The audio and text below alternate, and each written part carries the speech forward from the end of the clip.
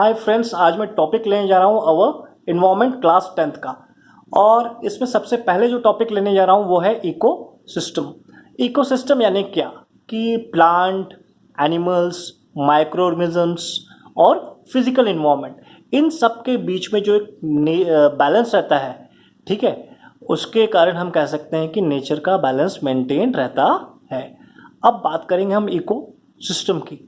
अब इकोसिस्टम में biotic component और एबायोटिक कंपोनेंट दोनों आते हैं। बायोटिक में living organisms including human being, और एबायोटिक में रेन, सॉइल, टेम्परेचर, मिनरल, ये सब क्या है, एबायोटिक कंपोनेंट है। अब एबायोटिक कंपोनेंट का भी होना ज़रूरी है, तभी जो है बायोटिक कंपोनेंट्स का डेवलपमेंट होता है।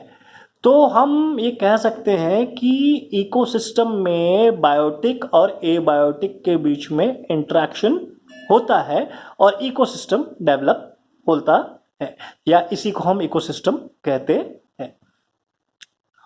तो इकोसिस्टम में हमें देखेंगे कि नेचुरल में टेरेस्ट्रियल और एक्वेटिक, ठीक है, ये दो प्रकार के इको सिस्टम्स होते हैं।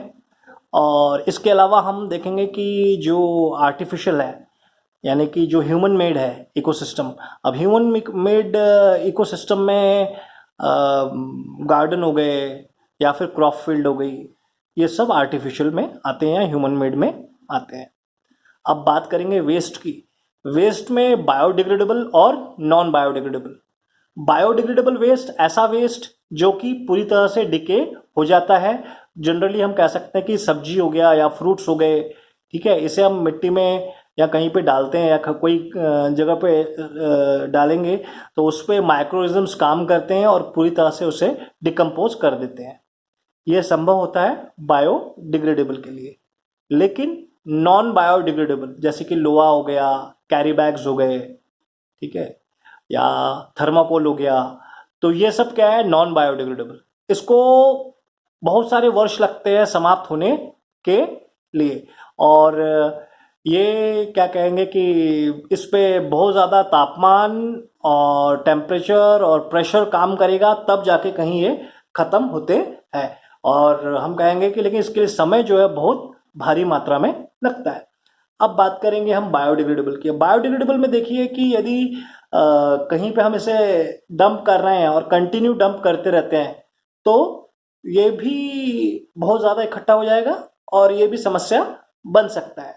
तो उसके लिए बड़े खड्डे खोदे जाते हैं और उसमें जो ये सारे बायोडिग्रेडेबल मटेरियल है उसे जो है डंप कर दिया जाता है, और फिर इस पर माइक्रो ऑर्गेनिजम्स काम करते हैं और धीरे धीरे ये क्या कहते हैं कि पूरी तरह से डिके हो जाते हैं और कंपोस्ट तैयार होता है। जबकि और इनसे पॉल्यूशन होने की संभावना बिल्कुल नहीं के बराबर है, और नॉन बायोडिग्रेडेबल जो है उससे जो है पॉल्यूशंस होता है। ठीक है, तो ये हो गया कुल मिला के वेस्ट के बारे में। अब बात करेंगे डिफरेंट ट्रॉपिक लेवल की। ऐसा ट्रॉपिक लेवल जिसमें एनर्जी जो है एक ट्रॉपिक लेवल से दूसरे ट्रॉपिक लेवल में ट्रांसफर हो रही है। अब प्रोड्यूसर्स से एनर्जी गई प्राइमरी में, प्राइमरी कंज्यूमर से एनर्जी गई सेकेंडरी कंज्यूमर में, और सेकेंडरी से एनर्जी गई टर्शियरी कंज्यूमर में। अब यहाँ पे हमने देखा कि एनर्जी जो है वो एक स्थान से दूसरे स्थान पे ट्रांसफर हो रही है। और सबसे मेन सोर्स ऑफ एनर्जी कौन है? सूर्य। और सूर्य से ऊर्जा किसने प्राप्त करी? प्रोड्यूसर्स ने।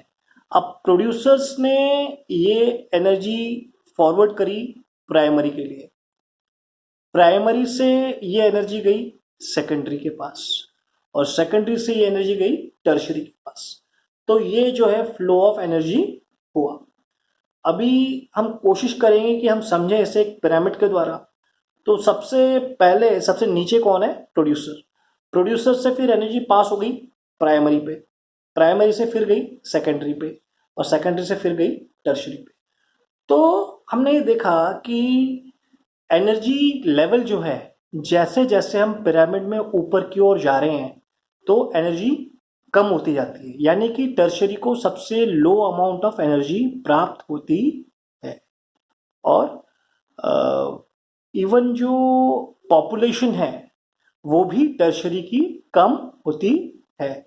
और प्राइमरी और सेकेंडरी इस यहाँ पे जो है पॉपुलेशन की लेवल ठीक ठाक रहती है, परंतु टर्शरी की सबसे कम ही होती है।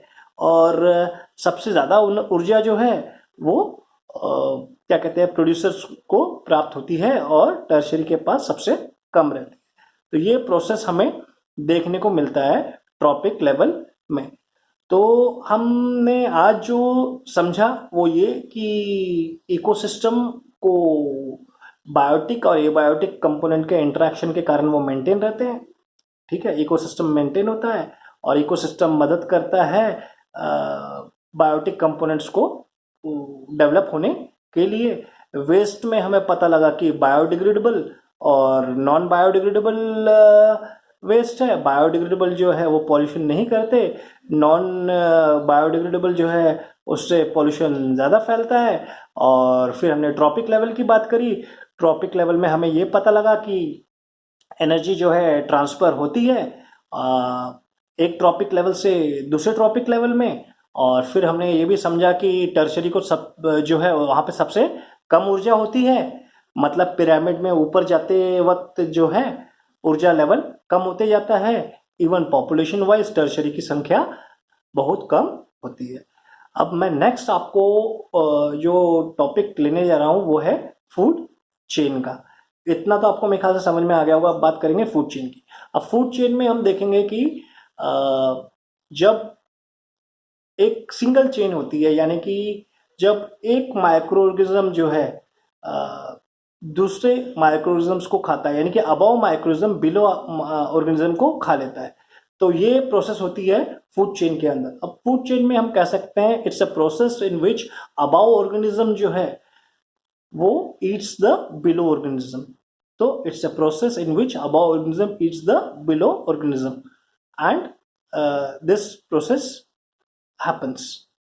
ठीक है, अब एग्जाम्पल लेंगे। ग्रास को खा लिया ग्रास ऑपर ने, ग्रास ऑपर को खाया फ्रॉग ने, फ्रॉग को खाया फिश ने, और फिश को खाया किसने? मैन ने। तो हमें ये पता लगा कि अबाउ जो ऑर्गेनिज्म है उसने बिलो ऑर्गेनिज्म को खा लिया। ये चीज चलती है फूड चेन के अंदर। अब बात करेंगे फूड वेब की। फूड वेब में बहुत सारी चेन्स जो है वो क्या कहेंगे कि उनका इंटरेक्शन होता है। तो फूड वेब में मल्टीपल पाथ होते हैं और फूड चेन में सिंगल पाथ होता है। ठीक है, अब फूड वेब में हम देखेंगे कि सपोज करो कि एक कोई एनिमल की जो रिक्वायरमेंट है वो फुलफिल नहीं हो पा रही किसी कारण से। मान के चलिए कि शेर जो है वो डियर को खा रहा है और डियर की संख्या कम हो गई कोई कारण से, सपोज करो डिजीज हो गया और या फिर और कोई रीजन से। तो ऐसी स्थिति में लॉयन जो है एक ऑल्टरनेटिव ढूंढेगा और ऑल्टरनेटिव उसे जिराफ में फिर राइनो में भी मिल सकता है। मीन्स यहां से ये पता लगा कि इस फूड चेन के अंदर रिक्वायरमेंट जो है एनिमल्स की वो फुलफिल हो रही है। और फूड वेब जो है एक इम्पॉर्टेंट रोल प्ले करता है इकोसिस्टम को मेंटेन करने में। It's because all basically in food web will find कि बहुत सारी चेन का इंटरेक्शन होता है, उसके कारण इनकी रिक्वायरमेंट फुलफिल होते रहती है। Thank you and I will come up with the next video, and kindly like and subscribe to my video. Thank you.